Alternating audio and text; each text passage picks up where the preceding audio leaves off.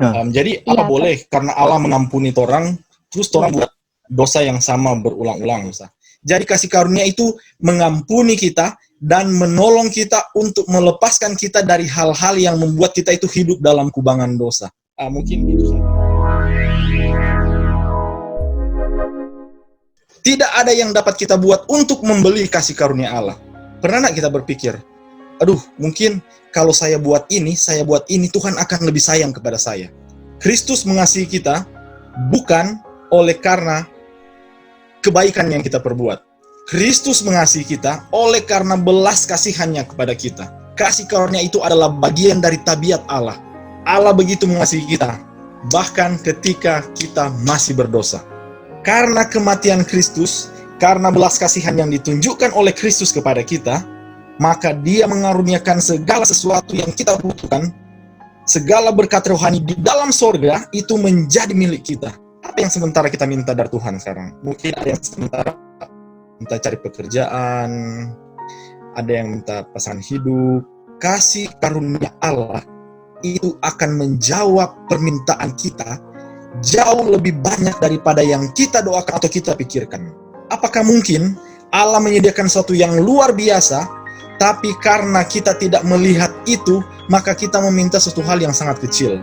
Ingat, kasih karunia Allah diberikan kepada umat-umatnya. Dan pada akhir zaman, kasih karunia itu diberikan dengan limpahnya oleh Kristus untuk memastikan bahwa umat-umat Allah akan boleh disanggupkan untuk melewati masa kesusahan yang besar. Ada beberapa cerita yang sudah kita sempat lihat. Cerita yang pertama, cerita Hadad. Oleh karena kasih karunia, kita diterima menjadi bagian dari keluarga Allah. Kita diperlakukan sebagai orang yang layak, padahal kita tidak layak. Dan kemudian ketika Allah membawa kita, Allah menerima kita menjadi bagian dari keluarganya, Dia menyediakan segala sesuatu yang kita butuhkan. Yang kedua, cerita yang kedua menunjukkan kepada kita bahwa kasih karunia itu tidak dapat dibeli. Malah, kasih karunia itu menyebabkan biaya yang besar bagi yang memberikan, tapi bagi yang menerima, kasih karunia itu tidak ada biaya apa-apa. It cost us nothing. Tapi bagi Allah, it cost us everything. Mari kita baca Roma 5 ayat 1. Ini bagian dari kasih karunia.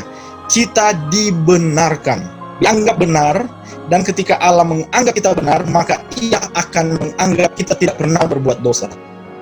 Ketika Allah mengampuni, kita seolah-olah tidak berbuat dosa. Dosa kita itu ditimpakan kepada Kristus. Kristus berdiri untuk menggantikan kita. Itulah kasih karunia Allah.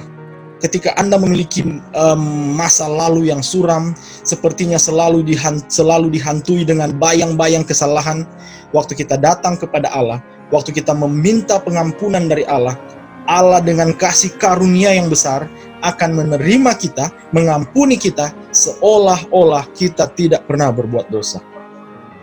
Dan bukan hanya itu, Dia akan membuat kita, menolong kita untuk tidak akan jatuh pada dosa yang sama.